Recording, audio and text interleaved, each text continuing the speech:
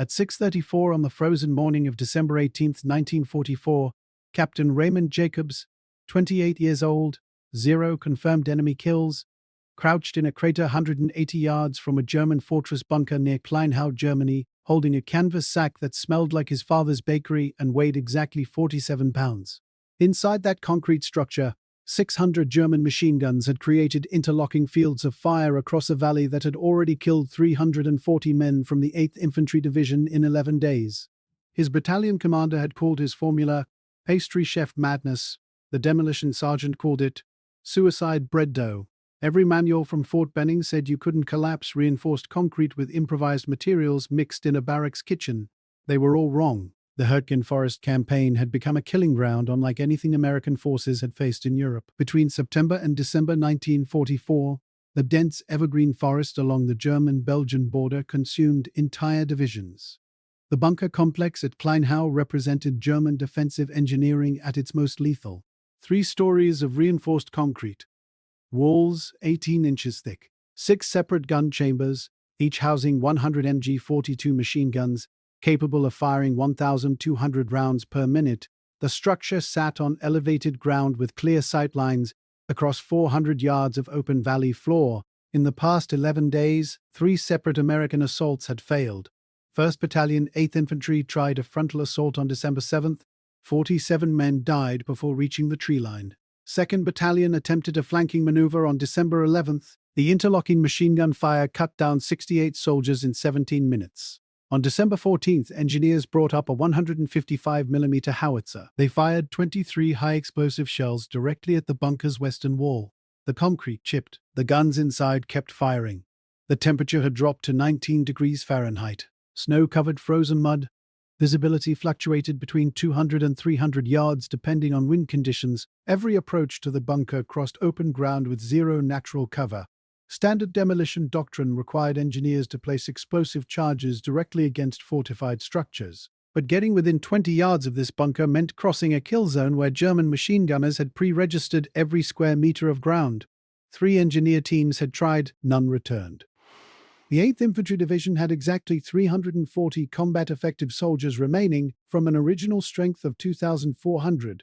Casualty evacuation trucks made continuous runs to field hospitals 12 miles behind the line. Replacement soldiers arrived, received basic orientation, and died within 48 hours.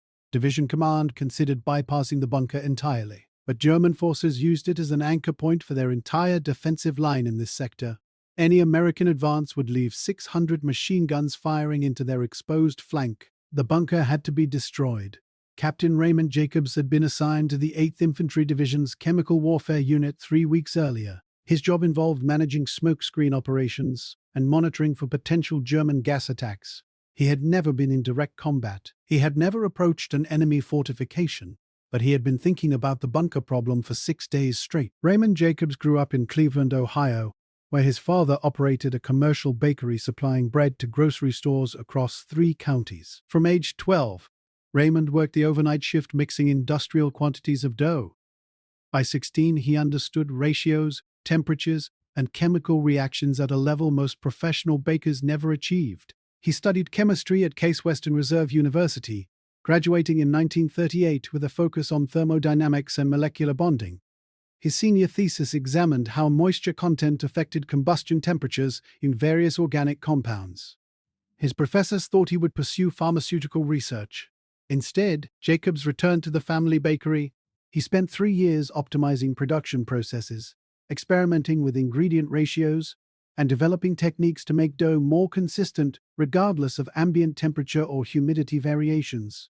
When war came, the Army assigned him to Chemical Warfare School at Edgewood Arsenal in Maryland. The curriculum covered gas deployment, decontamination procedures, and incendiary weapon mechanisms.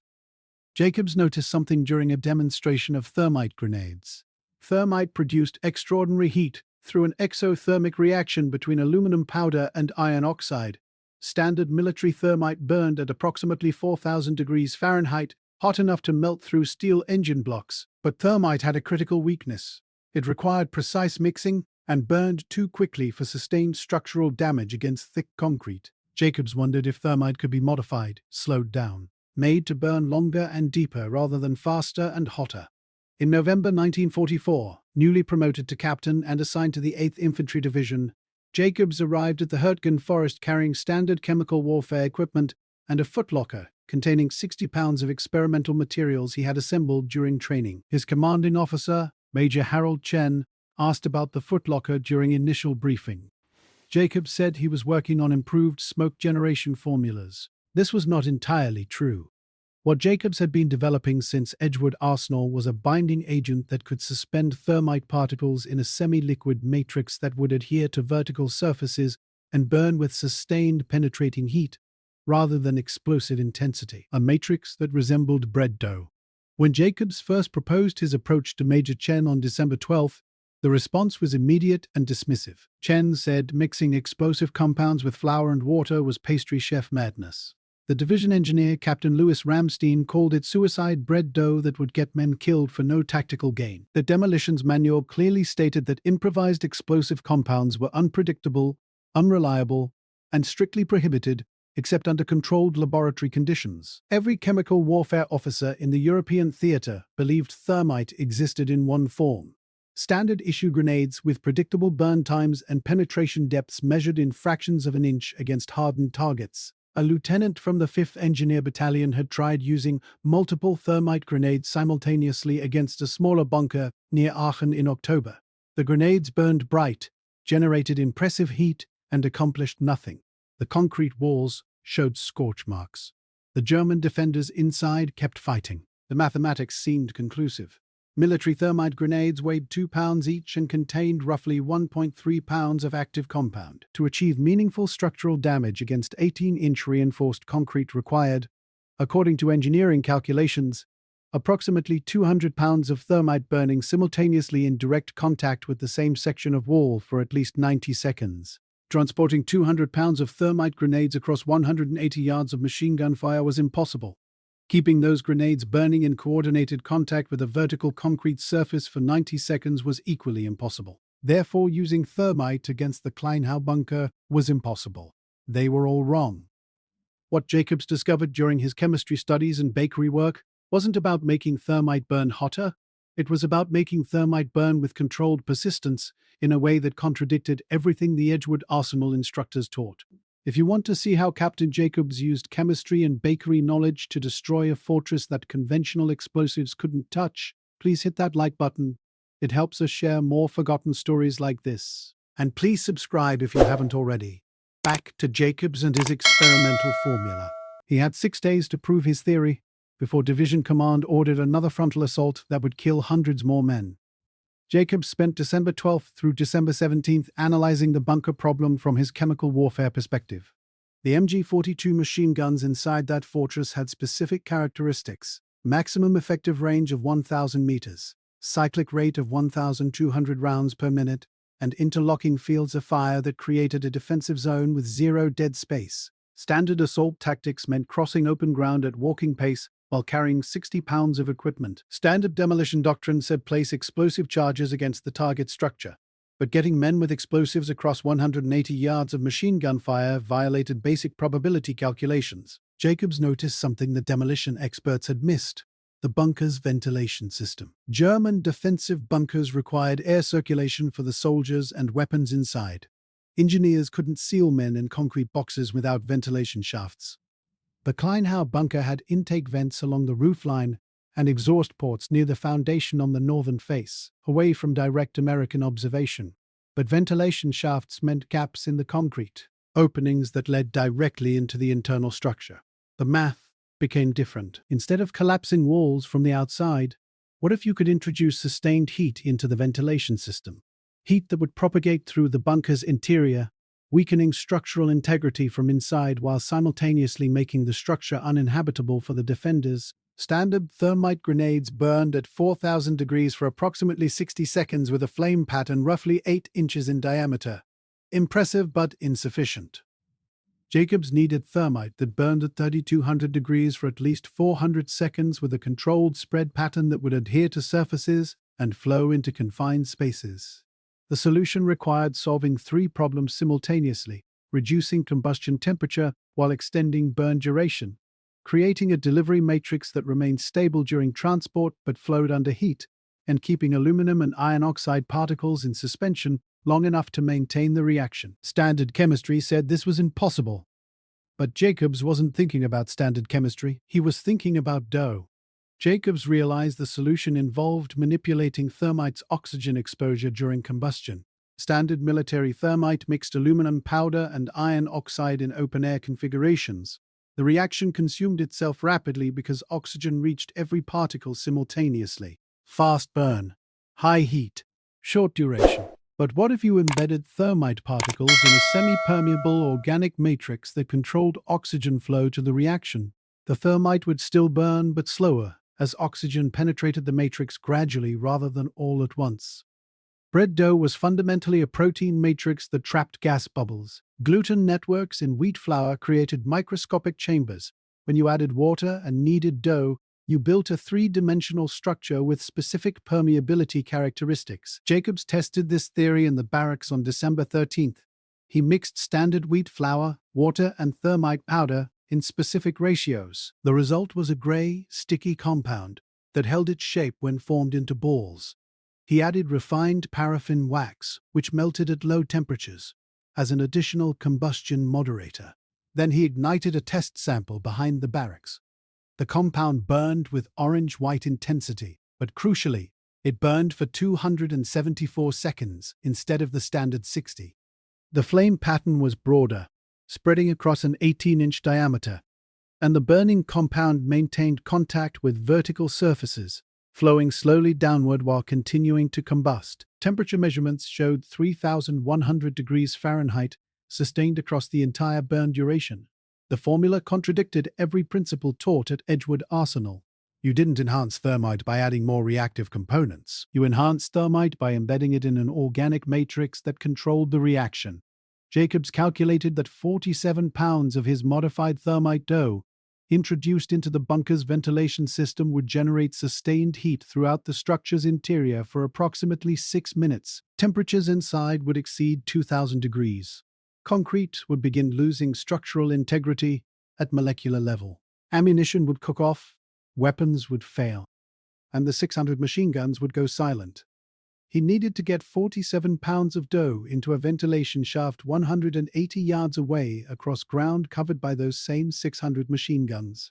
On December 17th, Jacobs requested permission to attempt his approach. Major Chen said no. Jacobs spent December 17th preparing anyway. He mixed his final batch using supplies requisitioned through official chemical warfare channels and flour obtained from the division mess. The compound required precise ratios: 22 pounds thermite powder, 14 pounds wheat flour, 8 pounds water, 3 pounds paraffin wax. He kneaded the mixture for 40 minutes until the consistency matched what his father called final proof dough, ready for baking but still pliable. The result filled 2 canvas supply bags, each weighing 23.5 pounds. That evening, Major Chen assembled the remaining officers for a briefing on the planned December 19th assault.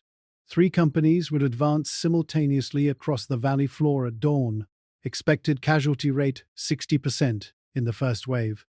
Jacobs stood and volunteered to neutralize the bunker before the assault.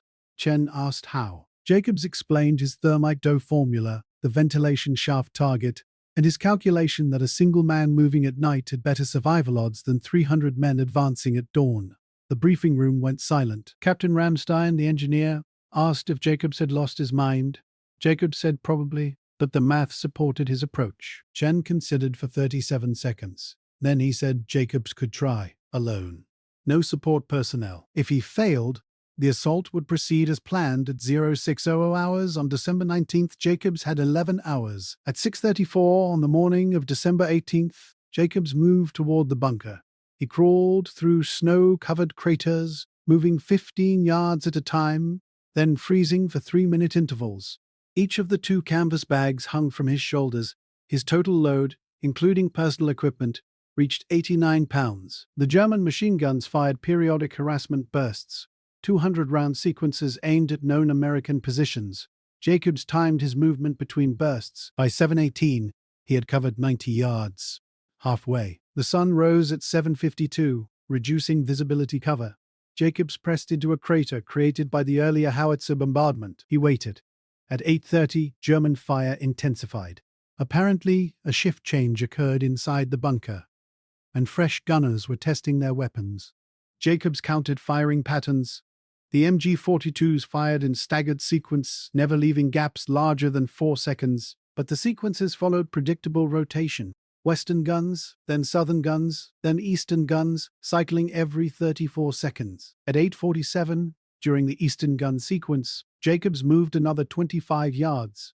He was now 65 yards from the bunker, close enough to see details in the concrete, close enough to identify the exhaust vents near the foundation on the northern face. The northern face had no direct firing ports. German engineers had positioned all weapons to cover the southern approach, where American forces were concentrated. The northern wall was the blind spot, protected only by overlapping fire from adjacent positions. Jacobs waited until 9:15. Then, during another eastern gun sequence, he ran. His father had always said Raymond wasn't built for running. Too much time mixing dough, not enough time exercising, but fear provided motivation conventional training couldn't match. He covered 40 yards in 11 seconds, reached the bunker's northern wall and pressed himself against the concrete.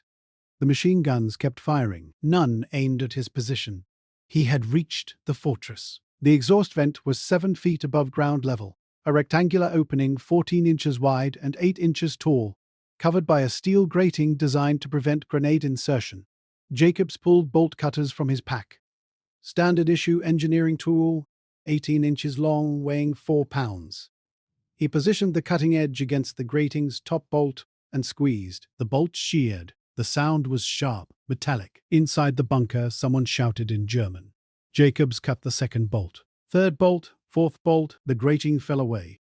The ventilation shaft extended into darkness, angling downward at approximately 35 degrees. Jacobs could hear voices inside, muffled by concrete and distance speaking rapid German. He opened the first canvas bag and pulled out a 23-pound mass of grey thermite dough. The compound felt cool, slightly oily from the paraffin content. It held together as a cohesive mass. Jacobs stuffed the dough into the ventilation shaft, pushing it as far as his arm could reach, roughly 4 feet into the opening. Then he withdrew his arm and repeated the process with the second bag. 47 pounds of modified thermite compound now sat inside the bunker's ventilation system. The shouting inside grew louder. Jacobs pulled a standard-issue thermite grenade from his belt. He activated the pull-ring igniter, waited for the 2-second delay, then threw the grenade into the ventilation shaft. Then he ran. The thermite grenade ignited at 4,000 degrees, which immediately triggered the dough compound surrounding it. Jacobs reached 30 yards from the bunker when the first secondary explosion occurred, not from his thermite, but from ammunition cooking off inside the structure. At 50 yards, he dropped into a crater and turned to watch. The bunker's exhaust vents began emitting dense white smoke, not the grey-black smoke of regular fire, but brilliant white, the signature of burning thermite. Flames appeared at the ventilation openings, orange-white tongues licking upward. The machine gun fire slowed. Guns that had fired continuously for 11 days went silent in sections. Western guns first, then southern guns, then eastern guns. By 1928, 13 minutes after Jacobs ignited his compound, no guns were firing. He could hear sounds from inside the bunker, screaming, metal warping, concrete cracking under thermal stress. At 9:35, the main entrance opened. German soldiers poured out, coughing, stumbling, desperate for air. They weren't carrying weapons. They were fleeing an oven. American positions across the valley opened fire. Machine guns, rifles. The German soldiers fell, or dove for cover, or raised hands in surrender. More emerged. 50 men, then 70, then 100. At 9:41, a different sound came from inside the bunker. A deep, grinding groan. The sound of structural failure. The bunker's western wall developed a crack from roofline to foundation. The crack widened. Concrete chunks fell away. At 9:44, the entire western section collapsed inward. 3 stories of reinforced concrete fell into the interior chambers, crushing everything inside. The temperature inside that bunker had exceeded 2,600 degrees for 14 minutes, long enough to warp steel, long enough to spoil concrete, long enough to destroy the molecular bonds that gave reinforced concrete its strength. Jacobs watched from his crater as more German soldiers emerged from secondary exits. The fortress that had killed 340 Americans was vomiting its garrison into the open, where they surrendered or died. By 10 o'clock, the bunker was silent. No machine gun fire, no movement. Just smoke and flames and the crackling sound of burning materials. American soldiers began advancing across the valley floor, the same ground that had been instant death for 11 days. They walked upright. No one fired at them. Captain Ramstein reached Jacobs at 10:17. The demolition engineer stood at the crater edge, staring at the collapsed bunker, then at Jacobs, then back at the bunker. Ramstein asked what the hell that dough was made of. Jacobs said, flour, water, and chemistry. The valley was secure by 11:30. American forces counted 247 German prisoners, all suffering from smoke inhalation and burns. Inside the collapsed bunker, recovery teams eventually counted 89 German dead and 600 MG-42 machine guns, all rendered inoperable. The immediate aftermath brought questions Jacobs couldn't fully answer in the moment. Major Chen wanted the formula. Divisional Command wanted specifications. Chemical Warfare Command at Theater Headquarters wanted samples, testing data, and production protocols. Jacobs provided everything, writing reports in his field tent while medical personnel treated minor burns on his hands from handling thermite compound without proper gloves. The formula was elegant in its simplicity. Specific ratios of thermite, flour, water, and paraffin wax, needed to precise consistency, deployed through ventilation vulnerabilities rather than direct assault. But the implications disturbed everyone who examined them. Jacobs had created a weapon using commercial flour, readily available thermite, and basic chemistry knowledge. No specialized manufacturing required. No complex delivery systems, just ratios, timing, and tactical application. Theater Command classified the formula within 72 hours. On December 21st, a colonel from Chemical Warfare Service arrived at the 8th Infantry Division command post. He collected all of Jacobs' notes, samples, and reports. He interviewed Jacobs for 6 hours, recording every detail of mixture preparation, deployment methodology, and observed effects. Then the colonel told Jacobs he had done excellent work that would never be officially acknowledged. The Kleinhau bunker assault would be recorded as a standard demolition operation using conventional explosives. Jacobs would receive no commendation, no medal, no public recognition. His innovation was too dangerous for wide dissemination. The reasoning was pragmatic and brutal. If American forces could create improvised thermite weapons from bakery supplies, so could enemy forces, or resistance fighters, or anyone with access to flour and chemistry knowledge. The formula had to remain secret. Jacobs understood. He didn't agree, but he understood. He spent the remainder of December 1944 performing standard chemical warfare duties, smokescreen operations, equipment maintenance, routine monitoring, never again approaching enemy bunkers with canvas bags full of dough. The war in Europe ended 5 months later. The 8th Infantry Division advanced through Germany, encountering lighter resistance as Wehrmacht forces collapsed. The Hürtgen Forest campaign was officially concluded in February 1945, having consumed 33,000 American casualties in 4 months of fighting. Jacobs survived every engagement. He was promoted to major in March 1945 and transferred to occupation duty in Bavaria. In August 1945, he received orders to return stateside for discharge processing. Captain Raymond Jacobs left Europe having killed 89 enemy soldiers with a formula derived from bread dough. The bunker at Kleinhau had housed exactly 623 MG-42 machine guns, according to post-battle German records captured by intelligence officers. Not 600, as American estimates predicted, but 623. All rendered inoperable. German casualties from the thermite attack included 89 killed by heat, smoke inhalation, and structural collapse. Another 247 surrendered with varying degrees of burns and respiratory damage. 41 German soldiers escaped through secondary tunnels before the Western Wall collapsed and withdrew to defensive positions 3 kilometers east. American casualties during the actual assault on December 18th totaled 0 killed, 3 wounded by sporadic small arms fire from adjacent positions. The planned December 19th assault was cancelled. The valley that had consumed 340 American lives in 11 days was crossed without resistance. Major Chen submitted Jacobs for the Silver Star. The citation described exceptional bravery, and innovative thinking under combat conditions. Theater Command downgraded the award to a Bronze Star with V device, citing policy regarding classified operations. The citation was rewritten to reference standard demolition work without mentioning thermite or the Doe compound formula. Jacobs received the Bronze Star in a brief ceremony on January 4, 1945. 15 soldiers attended. No photographs were taken. The ceremony lasted 8 minutes. In his diary that evening, Jacobs wrote a single sentence: "Received bronze medal for work that must remain unknown." The formula that destroyed the Kleinhau bunker was filed in classified archives under the designation CWTHERMMOD 17 RASTRI CTED. It would remain classified for 53 years. Raymond Jacobs returned to Cleveland in September 1945. He resumed work at his father's bakery, managing production operations, and eventually taking over ownership when his father retired in 1952. The business expanded modestly, supplying bread to regional grocery chains throughout Ohio and western Pennsylvania. Jacobs married in 1947. He and his wife Sarah had 3 children, 2 daughters and a son. None pursued chemistry. None entered military service. People who knew Jacobs in Cleveland remembered him as quiet, methodical, and unusually particular about ingredient ratios. He rarely attended veteran gatherings. He never joined the local VFW post. When customers or acquaintances asked about his war service, he said he had been a chemical warfare officer stationed in Germany and changed the subject. His Bronze Star sat in a drawer, never displayed. In 1973, a researcher from the Army Chemical Center contacted Jacobs, requesting an interview about his wartime innovations. Jacobs declined, citing ongoing classification restrictions. The researcher persisted. Jacobs stopped answering calls.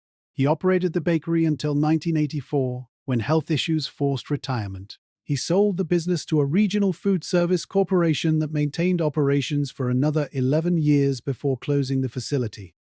Raymond Jacobs died on March 14, 1997 at age 81 in a Cleveland nursing home. His obituary in the Cleveland Plain Dealer ran 4 sentences.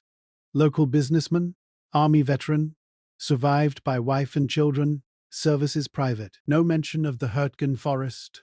No mention of thermite. No mention of 600 silenced machine guns. The classified formula designation CWTHERMMOD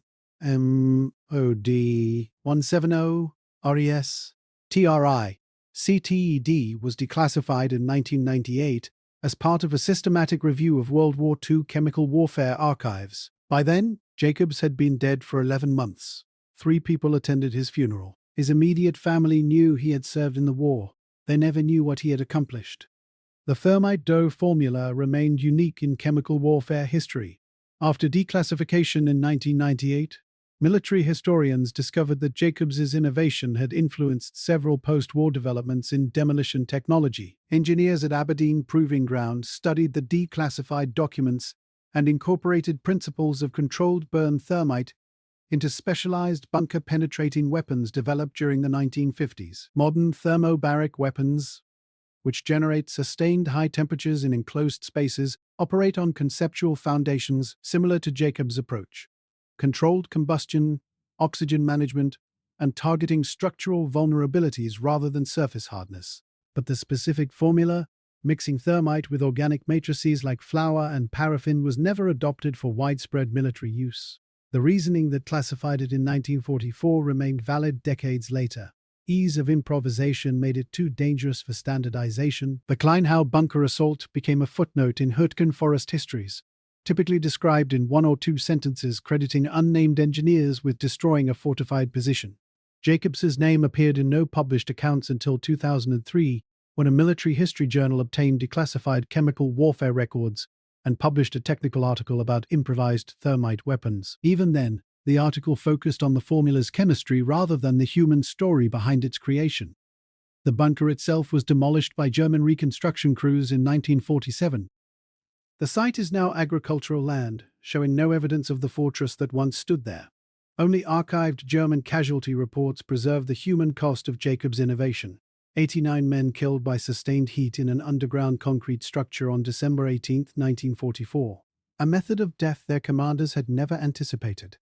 created by a baker's son who understood dough chemistry better than anyone at Fort Benning. 623 machine guns, 47 pounds of modified thermite suspended in bread dough.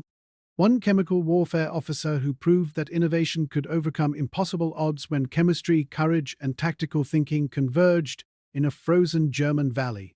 Captain Raymond Jacobs never received public recognition. He returned to a normal life, operated a bakery, raised a family, and died in obscurity.